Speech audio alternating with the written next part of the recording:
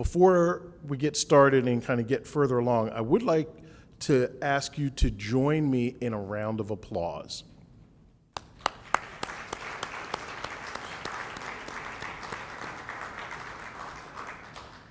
There are two rationales for that, and now I'm going to explain. The first, understanding that you're coming from lunch, I want to get a little blood flow going, so I wanted to get you to work there with some blood flow.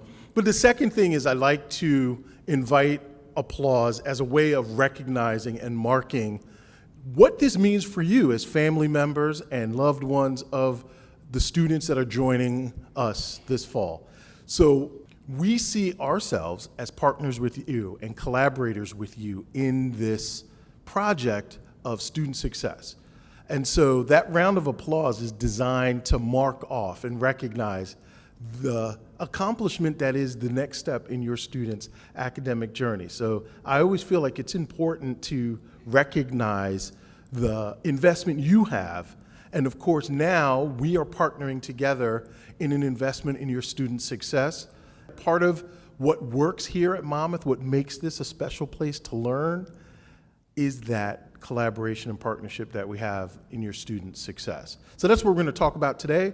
It's part of the approach that we have at Monmouth, and again, looking forward to sharing your thoughts with you and talking about some things at the end of the session today.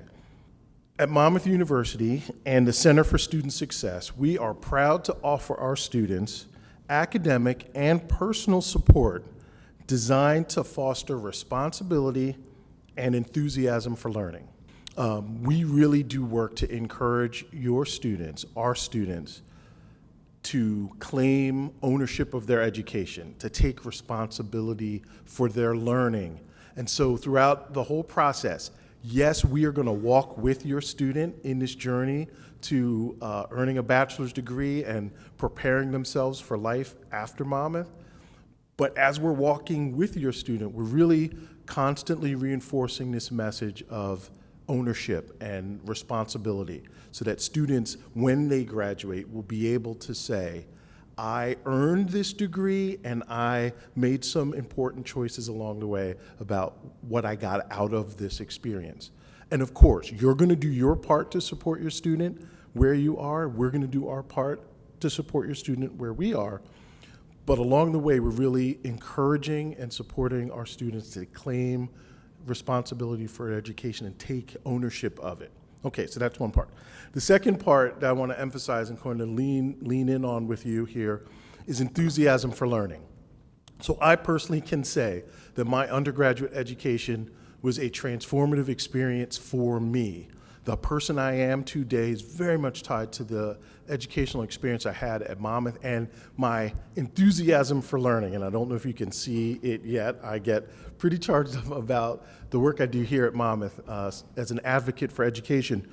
We want to instill that same enthusiasm for learning in our undergraduate and graduate students too.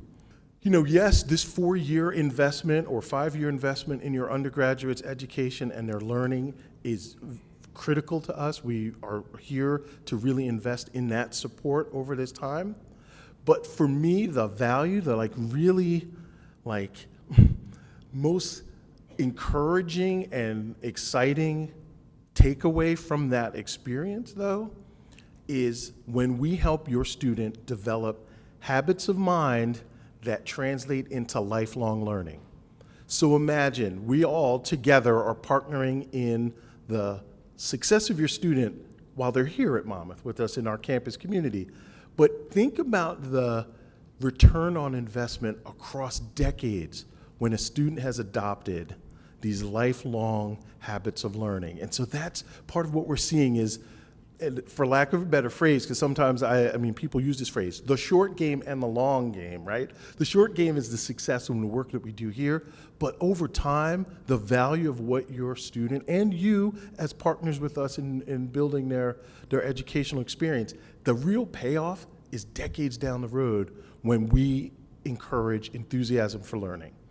Our academic support services, which are focused on students' academic and career goals, enhance student retention and persistence and graduation. So those core things, that's what it's designed to do, right? but we also focus on employment and overall development in our support services.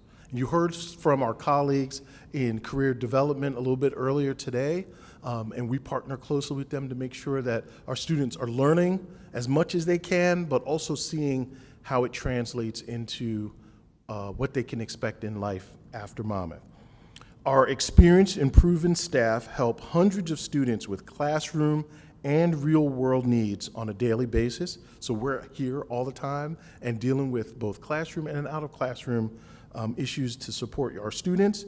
And our Center for Student Success is known for moving students forward with a range of student-centered academic resources. So yes, Monmouth is a special place to learn because we center the student. We make the student's experience really key in our efforts. We build our support around that.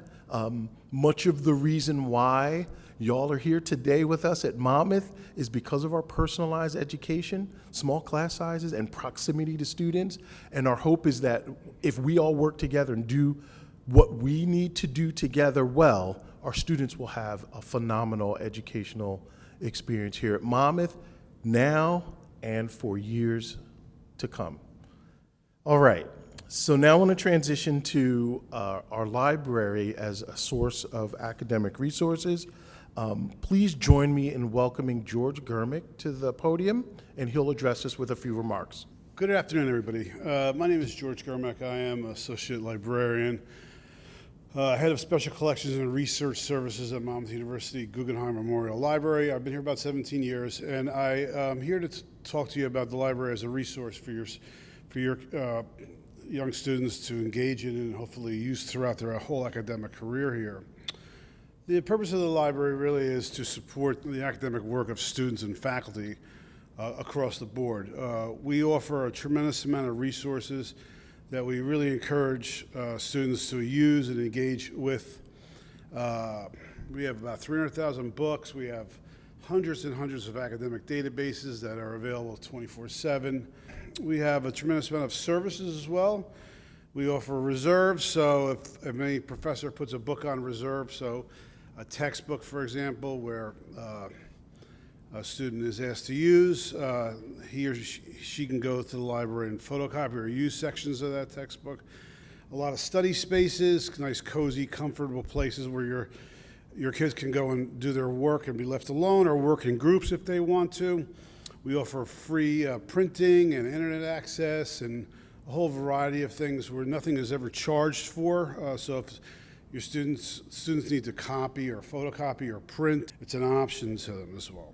We also have connectivity for internet, so if your student has their own Chromebook or MacBook Pro, we can easily arrange it for those machines to be picked up by our internet, and then students could print from them remotely and so on and so forth. And then we also offer standalone workstations where people can sit and work beyond like regular computers. We are very happy to provide a one-on-one service to everyone. If your students ever need any help with any kind of research, struggling with the writing of a paper or something like that, we are easily accessible. We can be reached through chat, which is like a text-based service, email, phone calls. We could even provide your students with one-on-one research sessions where they can be sat down with a librarian and work through their research issues to help them. We also offer classes where we teach students at an early onset in their careers to use databases and to access all library services. And your students are expected to attend those, and usually a professor will bring them over. And if they're not brought over, they can come over on their own, and we'll be glad to show them. Again, building on that idea of one-on-one based attention and instruction.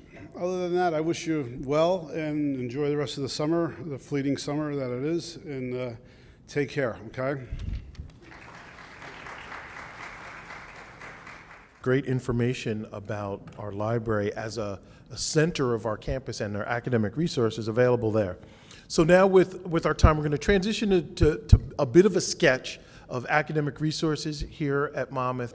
Let's get started with useful information for academic success.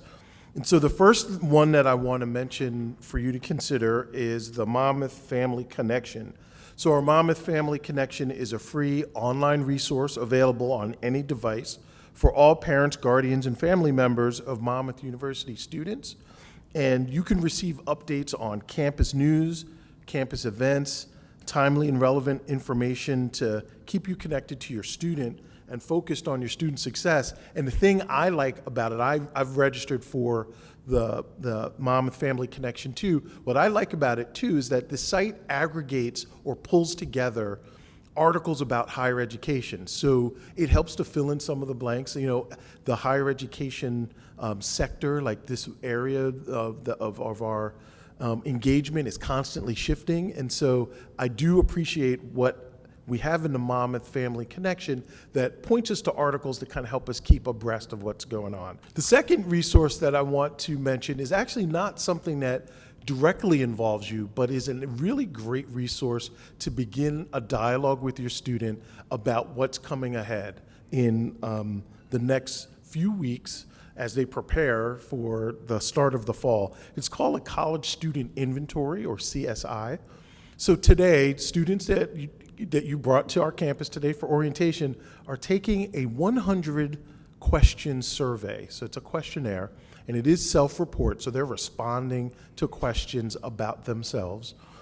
And this 100-question survey is an instrument or a tool that we use to learn more about our students, both individually, so we get a snapshot of each individual student who takes the CSI, but we also get a snapshot or a picture of the class as a whole, kind of aggregate picture of the class.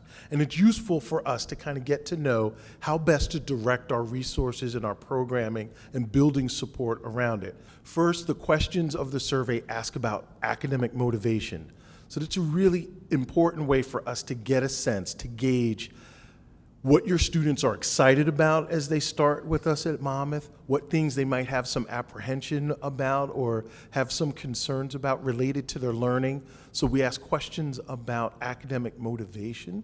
The second category of questions, so out of the 100 questions, there are questions about your students' receptivity to assistance. So then we get to see what, and we use this phrase at Monmouth when we work with the CSI, we look to the reports to see what our students have their hands up for, or what they have their hands up about. What are they asking for help? And how receptive are they to help? There are students who, at this point in their education, they have a good sense of what it means to go ask for help and to seek assistance. Other students might need a little more coaching in that. And so we use this report to get a little bit more information about that. The final category of questions revolve around adjustment and coping. That's a really important way for us to sort of see where we can get to and reach your students to help support them with things that they know they need help with, but also things that we know typically are issues in the first year, that we can build programming around that and resources, we can deploy resources to support. So then that's your instructions here, is to, if you can get consent from your student to talk about their results. You can ask about it on the ride home over the next couple weeks. They will constantly have access to the report. Our advisors make use of this report in their initial meetings with our students too. But you can start the conversation as well. You can ask, let's talk about what you saw, what the results of your survey tell you about your next phase, right? So that's a really nice resource there. The next resource I want to mention is one that I would say is one of the more underappreciated resources in terms of learning more about an institution and the academic resources, is the Undergraduate Catalog. So I'd like to turn folks' attention to the Monmouth University Undergraduate Catalog. It is a PDF document, but it is a publication that describes all of the policies, procedures, regulations that Monmouth have put into place. You can learn about classes. There's a directory with faculty. There's a lot of essential information about our campus there. The Undergraduate Catalog is one of the first resources that I use to support first-gen students and their families as we get to know them, because this Undergraduate Catalog gets to be a really important way to close the information gap about some of the things that happen on a campus. So we often hear that first generation students and their families get sort of tied up with the jargon and the technical language around higher education. One of the ways we can sort of demystify some of that jargon and also get folks good information is through the Undergraduate Catalog. So I encourage you to take a peek at it. You can sort of browse through sections and get to know it, and it is a resource that you can use throughout the whole entire time you and your student are part of our campus community. The final resource is the Mymu Portal, and this too would be a resource that is password protected with your student's username and ID, but this is their portal into their academic life here at Monmouth. So Mymu is the name of the Monmouth University portal, and it provides one-click access to things like email, their calendar, the academic calendars, their eCampus, so the course learning management system called eCampus. They can access that through Mymu, Web Advisor, and other kinds of appointments and support. So there's announcements here. There are all the forms that a student might need to engage with throughout the first year and beyond. But the Mymu portal is a resource you should encourage your student to utilize as early as possible and as often as they can, because it is a really important information resource for them and for you. With our time now, what I'd like to do is sketch through the academic resources that we have here at Monmouth that you can start to encourage your student to utilize. And so we'll start with the Math Learning Center and the Computer Science, Software Engineering, IT Tutoring Lab. Both of these academic support resources are housed in our School of Science, and they're designed to help offer support for math, so for students who are doing well in math to continue to cultivate their skills, but then also students who happen to encounter some struggles with math across their, whatever their major is, when they're enrolled in mathematics courses.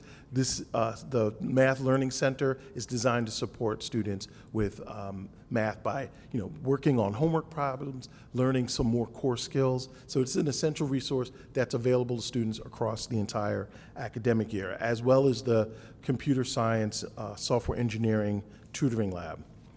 In the Center for Student Success, so here I'm going to just sort of sketch through some of the core resources that we offer through the Center for Student Success, which is on the lower level of this building. You've heard about first-year advising, and so Danielle Schramme, who's the director of first-year advising, addressed you earlier today when you were over in Pollock. And the real important takeaway about first-year advising, as far as it being an academic resource, is that you should direct your student there for any and all questions they have about their first year. So the center's open throughout the week, 8:45 to 5 p.m. It is a place, if they have questions about any aspect of their transition into Monmouth and navigating the first year, they should come down and see us in the first year advising office. But they certainly can access and engage online and virtually as well. So there are, we have an email contact that goes directly to the office, so it's fyadvisor@monmouth.edu, but lots of other online platforms to connect with our staff in first year advising too. Next is the Tutoring Services, and Tutoring Services provides students with one-on-one assistance in many programs of study at Monmouth. There's more than 25 peer tutors who are trained and hired to support anything from history to mathematics, chemistry, psychology, and the students can schedule appointments with a knowledgeable tutor at any time that works for them. So we use this platform at Monmouth called Academia, and students can log in anytime, 24 hours, 7 days a week, and make appointments with a tutor for courses that they want more support with. The Tutoring Center also, Tutoring Services also offers workshops, so skills workshops for students so that they continue to refine the skills that they need to be successful. Some of those workshops are things like time management or like learning how to study at the college level. The other feature of Tutoring Services are academic coaches. So our students can sign up for a one-time appointment with an academic coach, or they can establish a recurring session with an academic coach who is, again, a trained professional advisor who can really help guide your student through the adjustment to college level learning. The writing services area is our central college writing unit, and so writing services will help your student go from simply brainstorming for a paper or writing assignment all the way up to working on the final draft of it. We have specially trained peer tutors who work in writing services, and they do in-person and virtual appointments as well. And we offer writing services support for undergraduate and graduate students. So there's a wide range of utilization across our undergraduate and graduate student enrollment. There are more than 20 writing assistants who are available and ready to help on a one-on-one basis. So the nice feature of that is a student, no matter where your student is in their writing development, right? So developing their skills or writing, they can meet with someone one-on-one to get additional support. And I know that many of our honor students really do value the opportunity to meet with writing services peer tutors, but all students in lots of different classes across our programs do benefit from that as well. Okay, the last service or resource that I'll talk about in detail is our Peer Learning Assistant Program, or Peer Assisted Learning. We call it PAL for short, Peer Assisted Learning. And PAL helps your student be successful in traditionally challenging courses. A fellow student who did well in the course attends the lectures and takes notes and holds group study sessions to discuss the readings, the homework, and is there to answer any question for the students who are in that study session. Students in that class sit in a group study session with a student who knows what's happening and kind of help navigate how to study for tests, how to prepare for projects that are coming up in that course, help to interpret the notes and the lectures, right? So help students to understand what they should be paying attention to, what to emphasize. So it's a really nice offering in our peer-assisted learning program. And so you can find out each semester there's a list of the courses that have been identified as the traditionally challenging courses that the PAL program is supporting during that semester. And so students can sign up for the group tutoring sessions with the PAL program when they're offered throughout the whole semester. So what's also listed here are units that are in the Center for Student Success that represent our efforts to support students academically across different experiences. So our students who are transfer or undeclared students can get support through our Office of Transfer and Undeclared Services. Department of Disability Services is our support services here on campus for students who, and it is an opt-in service, right? So for students who are in need of additional academic support due to learning differences, the Department of Disability Services is here with a comprehensive range of services to support those students in collaboration with faculty and other support units on the campus. Our Educational Opportunity Fund, or EOF, is the statewide program for gifted students who come to Monmouth and meet the criteria for that program. And then finally, the work that I support with first-generation students, the First to Fly program takes two forms. It's a student organization, so there's a club to help students connect with other students who identify as first in their family to go to college. But then we also have specialized tutoring and academic support for students who are first gen as well to kind of help them navigate the transition from high school to college too. So now I'm going to break away from the podium just a little bit to discuss the tips and the suggestions that we have for you as collaborators in your students' success. Someone grab the mic. Okay, so on the screen there are a couple of tips, suggestions that we've gathered from our work with student advising. So those of us who work in the academic support area and have contact with students and advise students over time, these are the things that we say to students too, and this is the advice we give them. So I wanted to share it with you. So here's some ways that we work together with your student. First is gathering information together. So part of what we suggest here is that you take opportunities to gather information about academic programs and the curriculum and the sort of infrastructure of the campus. Do it together. So this is a great opportunity for you and your student to both sort of be on the same page about what resources are here and what students have access to. The second tip is to promote utilization of campus academic resources. So we are here to support your student, and it is part of our core mission to make sure that they have what they need to be successful. But we can't help them if they don't come to see us or if they don't take advantage of the resources. So utilization is a really important factor. And so anything that you can say, the messaging that you can share with your student about utilization. And again, this isn't compulsory. They don't have to do this, but what I want you all to share with students is that these resources are available and that they should not hesitate to seek out help when they need it. And so the earlier that they can do that, and of course not all students need help in the same way, but the earlier that they can be thinking about how to get help when they need it, the better for all of us in terms of supporting your student to success.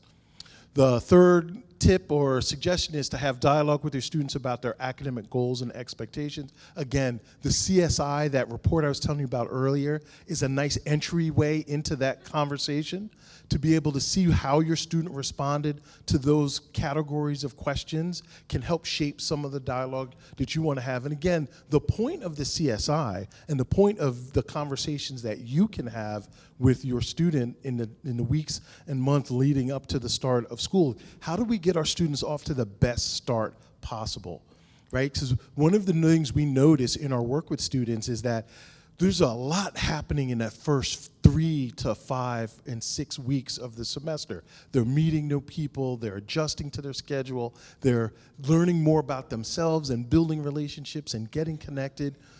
And some things can sort of get past them if they're not tuned into it. So the more that we can get students to be tuned into all these aspects of support, and academic support and resources, the earlier they can access them and utilize them, the better I think their experience of the first semester will be. The final tip is to encourage your students to build relationships with faculty and staff.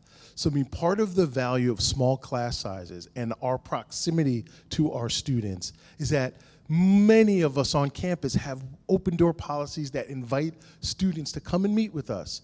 Again, it works best when students utilize it and take advantage of that. And so helping your student think about ways that they can start to build rapport and relationships with the faculty who are teaching them. So this is about connecting with faculty in class and also outside of classes, but also the folks who work in the support service areas.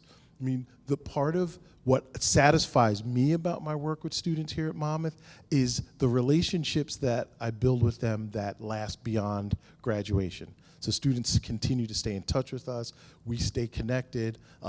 I use them as resources because they're out in the world doing and living in the world, and I use it as a way to get to know them and know more about what's going on. But then they also look back to Monmouth as a resource, and that's from the relationships that we built. I really appreciate your attention, and I really appreciate you being here with us. Congratulations to you as well, along with your student. We are thrilled to have you as a part of our Monmouth community, and I really look forward to you having a restful and good summer, but also joining us in the fall for the launch of the next stage in your students' academic and intellectual experience. Thank you very much. Have a good rest of your day. Appreciate it.